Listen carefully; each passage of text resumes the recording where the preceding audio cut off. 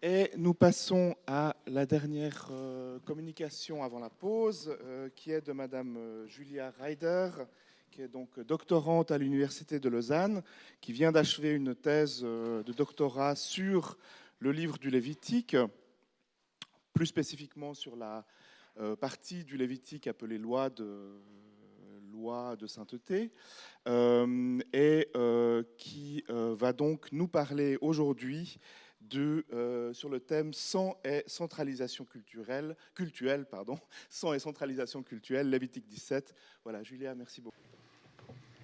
Les lois de Lévitique 17 ont longtemps occupé une place importante dans l'étude des textes rituels concernant l'usage du sang qui sont attribués aux traditions sacerdotales du Pentateuque. Et ces chapitres qui ouvrent dans le Lévitique une collection désignée comme loi des saintetés, Lévitique 17 à 26, contient des commandements clés concernant les sacrifices des animaux et l'interdiction de la consommation du sang. C'est aussi la seule explication repérable dans les traditions sacerdotales sur la manière dont le sang fonctionne comme une rançon pour les vies des Israélites et étant manipulé et disposé rituellement sur l'autel. Cependant,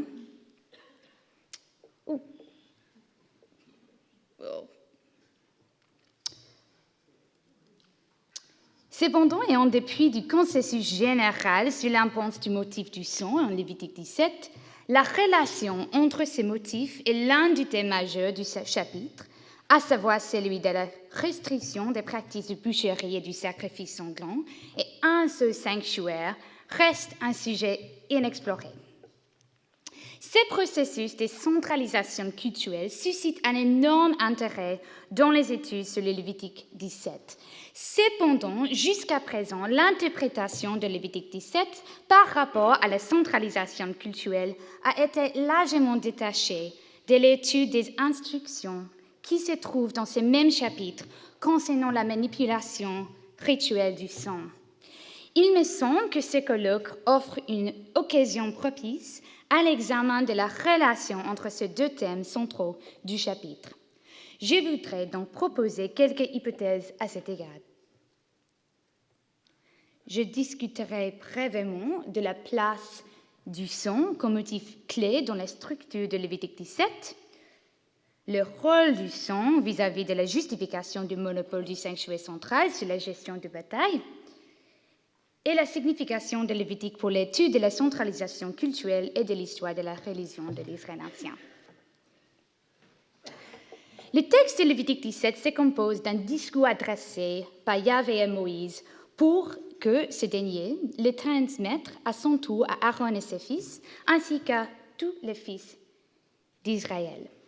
Ce discours se trouve dans le récit sacerdotal de la fondation du peuple d'Israël et de son culte au pied du mont Sinaï, au moment d'une unité idéale auprès du sanctuaire imaginaire, la tente de la rencontre, Ohel Moed en hébreu. Ces sanctuaires fonctionnent comme le centre du culte et de la communauté pendant la période de séjour au désert. Il fait ainsi l'objet d'une dévotion et d'une attention partagée de la part de tous les Israélites. Les sanctuaires servant alors à renforcer les liens de la communauté par son service commun à une divinité patronne. Il est donc considéré par la majorité des biblistes comme archétype des sanctuaires central dans la mesure où il incarne l'idéal d'un seul sanctuaire pour toutes les 12 tribus d'Israël. Le code de Lévitique 17 consiste en 5 lois casuistiques qui sont divisées en 2 parties. Une première partie concerne le lieu désigné pour l'élimination rituelle du sang des animaux. Une seconde partie concerne le sujet de la non-consommation du sang. Ces 2 sous-sections du chapitre sont structurées de la même façon. Chacune d'entre elles s'adresse une question législative principale qui est complétée par une justification et un cas supplémentaire. De façon significative, les 2 sous-sections partagent une attention spécifique pour l'élimination correcte du sang. qui représente en ce sens le thème unifiant de deux parties. Les mots d'âme, son en hébreu, fonctionnent comme le motif central qui unifie les lois, car il se trouve 13 fois dans les 16 versets du chapitre. Même si le mot d'âme ne se trouve pas dans les lois des versets 8 à 9 ou 15 à 16, les deux lois demeurent connectées au thème du sang, car elles évoquent deux cas où il y a un risque d'élimination incorrecte du sang. Dans les versets 8 à 9, ce risque est présent si un animal domestique est sacrifié en dehors du sanctuaire central, son sang ne pouvant donc pas être éliminé sur l'autel. Mais dans les versets 15 à 16, ce risque est également présent si les Israélites ou les immigrés mangent de la charogne. Dans ce cas, le risque est que le sang coagulé ne puisse pas être éliminé correctement du cadavre. De plus, les deux lois servent comme complément aux lois principales dans leurs sections respectives où la question de l'élimination du sang est adressée explicitement. Le thème du sang peut donc être considéré comme le fil rouge de Lévitique 17. Il fait partie intégrante de la logique plus générale du chapitre. La première section de ce chapitre commence en expliquant les conséquences désastreuses du versement du sang hors du sanctuaire, impliquant dès lors l'interdiction totale de la boucherie locale.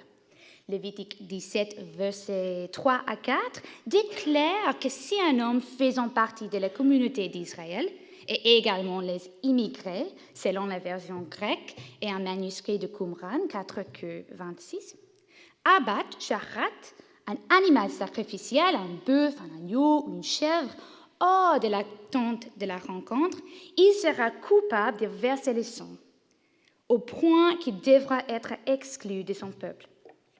Le vocabulaire du verset 4 crée un lien entre l'acte d'abattage en dehors du sanctuaire et la gravité de l'homicide, notamment l'expression d'âme shafach, qui reprend la langue de Genèse 9, 6, où la même expression se trouve dans le contexte de l'interdiction d'homicide. Le vocabulaire de Lévitique 17, 4 élimine donc effectivement toute distinction entre l'abattage qui ne respecte pas le monopole du sanctuaire et le meurtre proprement dit. La seule manière d'éviter la culpabilité pour les sangs versés lorsqu'on abat des animaux sacrificiels est donc d'amener toutes les batailles au sanctuaire central et au prêtre qui y officie afin que le sang puisse être éliminé rituellement. Cet argument est renforcé dans les versets 5 à 7, qui juxtapose l'abattage rituel pratiqué dans le sanctuaire central à l'idolâtrie qui est intrinsèquement liée, selon les auteurs de Lévitique 17, à la boucherie locale. Ces versets suggèrent que l'acte de verser le sang des animaux sacrificiels en dehors du sanctuaire produit un effet involontaire, celui d'offrir des sacrifices zévarim aux habitants d'espaces sauvages et périphériques, les séirim, boucs sauvages, mentionnés dans le verset 7, dont la vénération est considérée comme inappropriée. Les procédés rituels pratiqués dans le sanctuaire central, en revanche, évitent les risques de l'abattage dans les sadés, champs ouverts, tout en assurant la faveur de Yahvé. En effet, la description au verset 6 de la manipulation du sang et de la graisse par les prêtres auprès de l'autel est mise en exergue par les contextes créés par les versets 5 et 7. Ces deux versets, en faisant cadre autour des versets 6, indiquent que celui-ci est l'objet principal des lois des versets 3 à 7, dans l'ensemble en fait. Donc la nécessité vitale d'apporter tous les animaux sacrificiels au sanctuaire central pour les traitements rituels est donc soulignée. Les versets 8 à 9 complètent l'interdiction de la boucherie locale par une loi qui exclut la possibilité d'offrir, Allah en hébreu, un sacrifice sanglant à Yahvé en dehors de l'attente de la rencontre, rendant dès lors explicite la nécessité pour toute la communauté d'offrir les sacrifices animaux exclusivement à un seul sanctuaire. L'accent de ces lois reste focalisé sur les sacrifices sanglants. Comme Milgram l'explique, l'expression « Ola aux avares » fonctionne comme un mérisme qui exprime la totalité des sacrifices sanglants et n'inclut pas nécessairement les sacrifices non sanglants, tels que la mincha, offrande céréale décrite en Lévitique 2 ou la nesek, libation mentionnée en Lévitique 23 et ailleurs. Cette portée restreinte de l'expression « Ola aux avak » apparaît clairement en Nombre 15, où les Israélites sont chargés d'ajouter les mincha et nesek lorsqu'ils offrent une Ola aux avak. Cette précision serait inutile si l'expression « Ola aux avak » incluait déjà ces offrandes non sanglantes. La loi de versets 8 à 9 renforce donc l'accent des versets 3 à 7 sur la nécessité de se référer au sanctuaire central pour tous les aspects qui concernent spécifiquement le sacrifice sanglant. Cette assertion du monopole du sanctuaire central est également énoncée dans les deuxièmes sections de Lévitique 17, en particulier au verset 10 à 14, qui concerne la non-consommation du sang. Il ne s'agit pas ici de la première fois que les traditions sacerdotales interdisent la consommation du sang. On trouve déjà en Genèse 9 une interdiction absolue de manger le sang avec la chair des animaux. Cependant, Lévitique 17 est le premier et le seul passage dans les traditions sacerdotales où cette interdiction est justifiée par l'évocation du procédé rituel de l'élimination du sang sur l'autel. Le verset 11 est caractérisé par une double orientation vers les deux sujets principaux de Lévitique 17. D'une part, il fournit l'explication fondamentale de pourquoi le sang ne peut jamais être consommé. D'autre part, il revient sur le thème de l'élimination du sang des animaux sacrificiels sur l'autel. C'est la capacité du sang à effectuer le kippur sur l'autel qui nécessite sa non-consommation.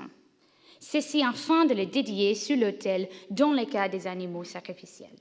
Il faudrait pouvoir analyser plus longuement le sens du verbe kappa ou piel dans la phrase « le kippur al nafshotechem ».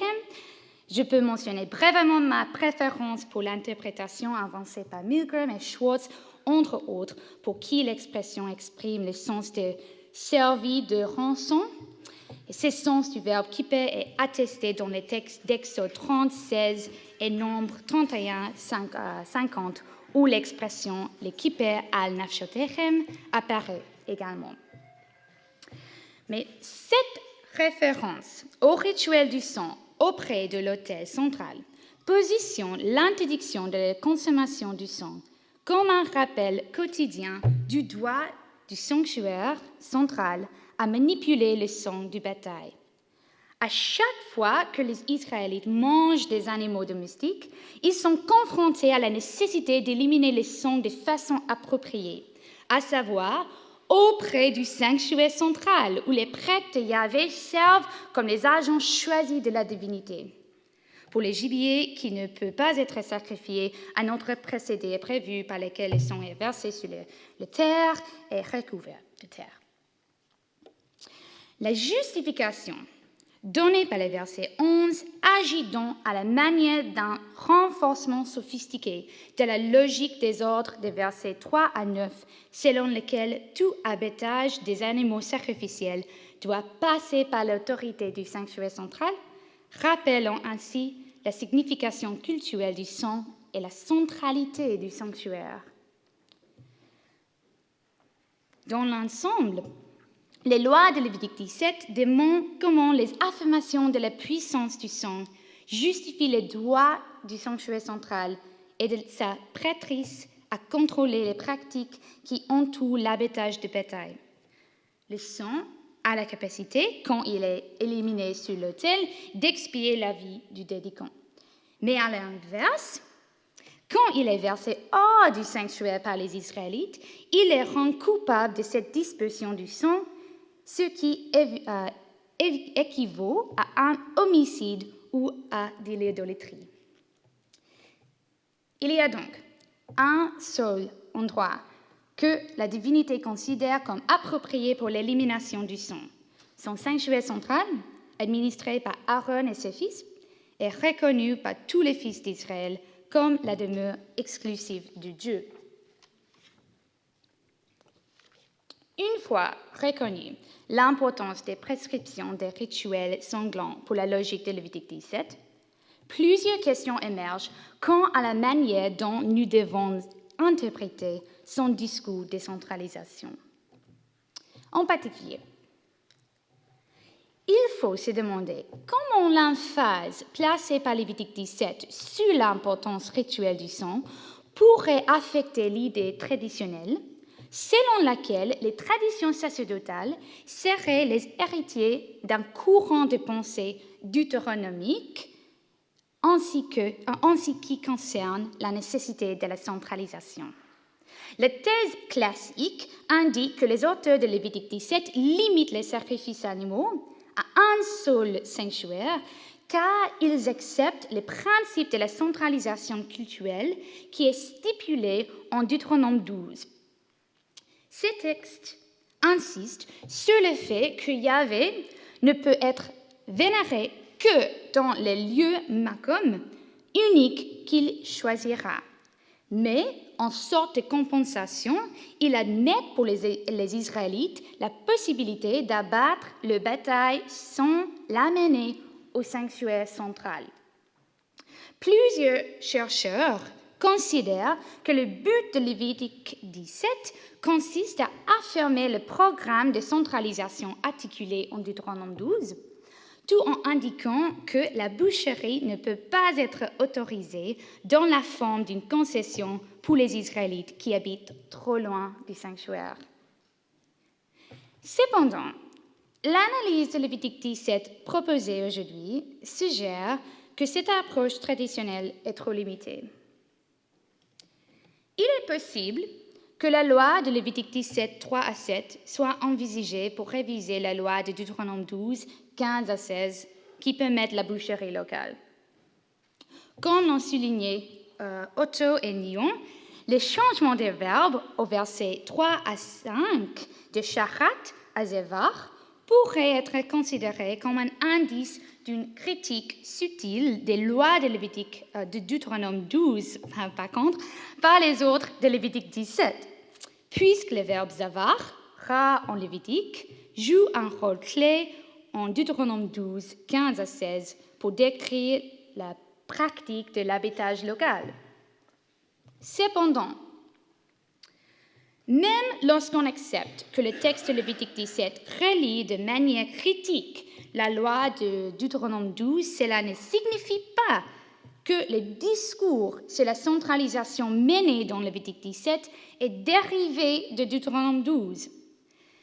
Lévitique 17 utilise une logique rituelle focalisée sur les propriétés du sang pour justifier la centralisation des sacrifices animaux, c'est-à-dire les sacrifices sanglants. Cette logique ne fait jamais référence à l'idée fondamentale dans Deutéronome 12 que la centralisation du culte doit avoir lieu exclusivement dans les lieux choisis par Yahvé.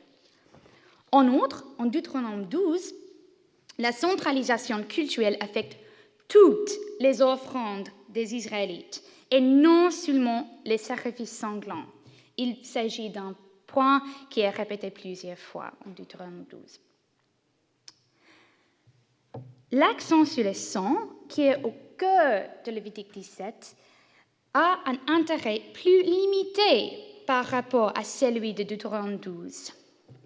Malgré son approche plus stricte à l'habitage en dehors du sanctuaire, le texte de Lévitique 17 se concentre sur la centralisation des sacrifices d'animaux, tout en laissant une certaine ambiguïté en ce qui concerne la centralisation des offrandes non sanglantes.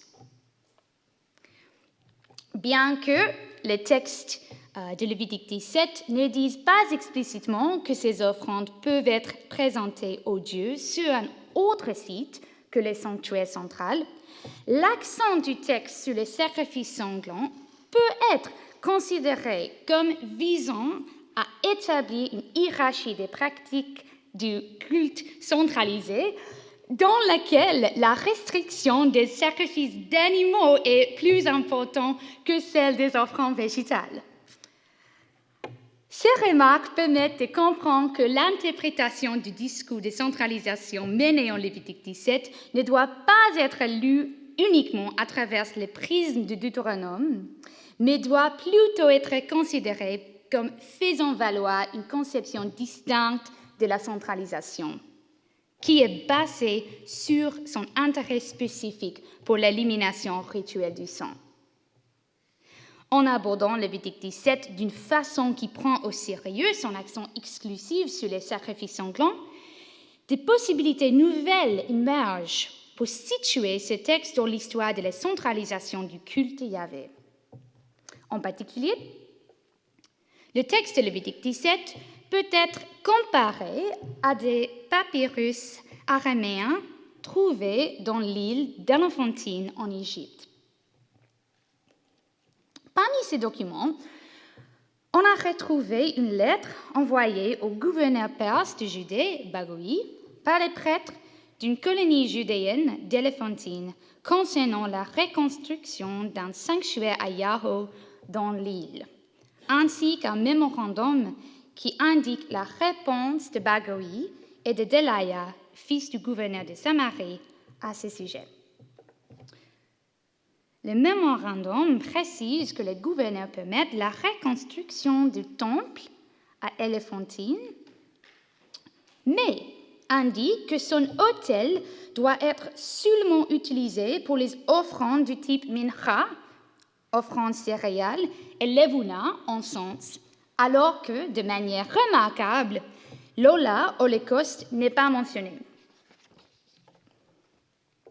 Cette absence des sacrifices d'animaux dans les tombes d'Éléphantine est encore affirmée dans une autre lettre qui confirme explicitement que les Judéens sur l'île sont uniquement autorisés à offrir le mincha et le vuna au sanctuaire et non l'ola. La raison de l'absence des sacrifices sanglants aux tombes d'Éléphantine demeure un sujet de discussion. Toutefois, une interprétation souvent proposée indique que cette absence révèle un processus de centralisation du sacrifice animal qui permet en tout cas aux Judéens de la diaspora d'avoir un temple local pour les offrandes non sanglantes, comme le mincha. Les sacrifices sanglants étaient en revanche réservés au culte du temple central à Jérusalem et ou de temple à Gérésie. Dans ces cas, on peut se demander si la correspondance d'Éléphantine et les textes de Lévitique 17 attestent d'une tendance commune parmi certaines autorités religieuses de l'époque perse, tendance qui met l'accent sur l'importance primordiale des sacrifices animaux pour la centralisation du culte Yahvé. Une influence directe entre ces deux sources est improbable.